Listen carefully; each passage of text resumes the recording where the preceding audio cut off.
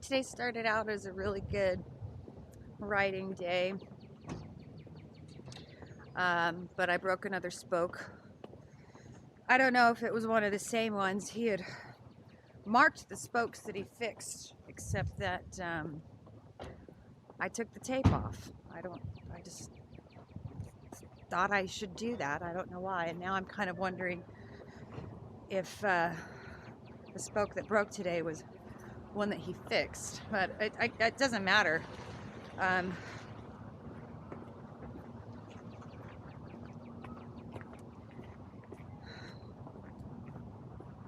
mean, I kind of don't know what to do as far as making a solution for this. I'm kind of thinking that maybe it's not such a bad idea to buy a couple extra spokes and a truing tool, and maybe this mechanic tomorrow morning who I've contacted, maybe he can show me how to do it so if I get stuck again. Because what happened today is I was only 8 miles from Mobile, and or at least from where I'm staying, where I booked a room.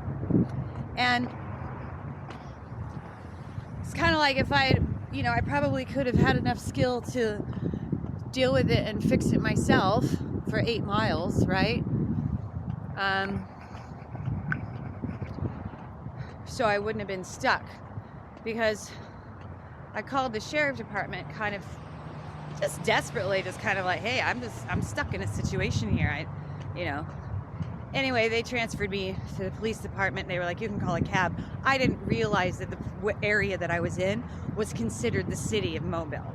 It just didn't feel like felt like I was still sort of in a country town. But so apparently they do have cab services, but I just had to spend $90 to get me 30 miles in a cab the other day because of broken spokes.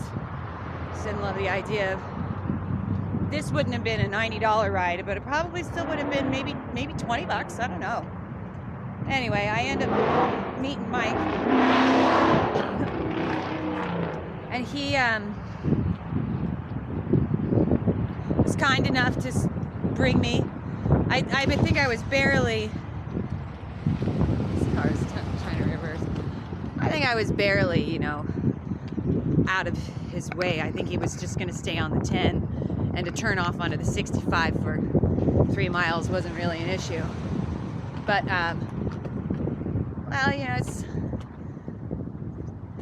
he wasn't standoffish.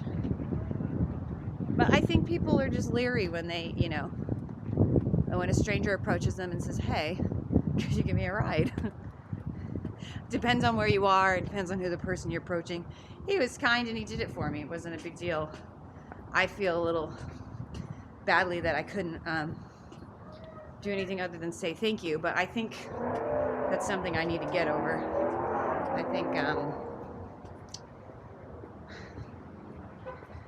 I think I need to try to remember that I'm not really an imposition, I'm not putting people out. And he could have said no, right? But I just always feel a little like I need to give people things. I'm walking to dinner right now. I found a Mexican joint that I haven't had any Mexican food recently. I hope as a Californian I don't regret having Mexican food in Alabama. But fajitas and a margarita sound pretty good. Probably shouldn't have a margarita because I still want to ride tomorrow. But I haven't sorted out where exactly I'm going. And considering the weather has been so lovely here, and I am starting to approach the part of the Gulf that's the really coveted vacation spots, I might need to. It might suit me to stay here in Mobile for a couple days and actually plan out some places to stay. Hopefully with some more warm showers hosts. But if not, accommodations getting slim, at least on the fly, and it's getting more expensive.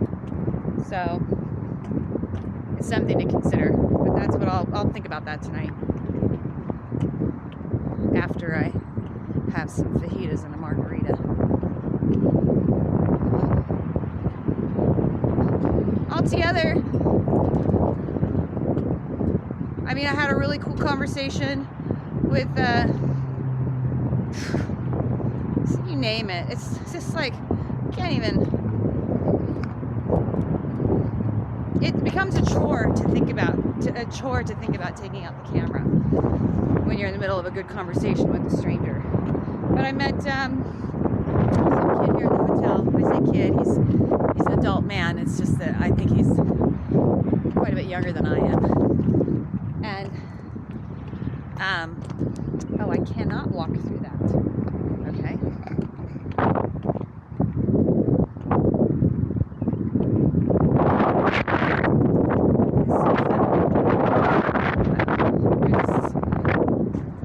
Not really a sidewalk. It's like a side street. I think I can walk there, but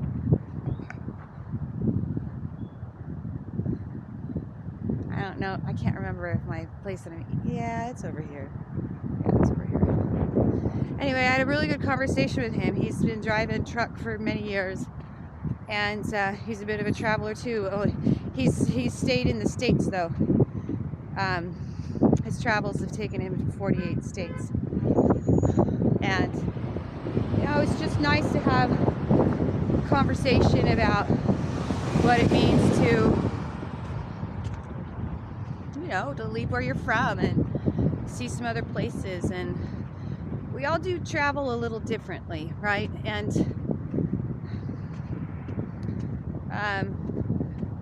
you know, people think I'm really brave for doing what I'm doing. I don't particularly feel brave, to be honest. I just think this is fun. I have a lot of people asking me. I had the guy who gave me a ride today was like, I don't remember what he said. He said, "Are you carrying?" He didn't say packing. He was like, "Are you carrying?" And I was like, "Well, I have a taser that I mostly just carry for scaring dogs if I need to scare a dog." But I get it. I know how people think. You know, they look at me and they see a damsel in distress, especially since I'm at a gas station asking a strange man with a truck to give me a ride. They see me and they get worried about me, and I get it. If you've had some experiences with some rough people, then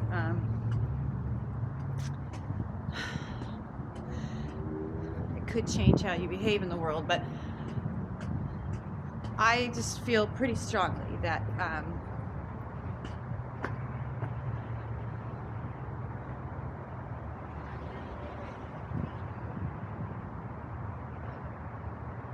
the majority of the people that I've known in the world and that I've come in contact with have been helpful. 99% of them. It's only that 1% that wasn't helpful. And you know what? They're just not indicative of the larger crowd. Statistically speaking, I'm better off remembering that people are more often helpful than not. So, I don't know if that makes me brave or stupid, but it works. And it's the only way I know how to be. I think I found my dinner spot.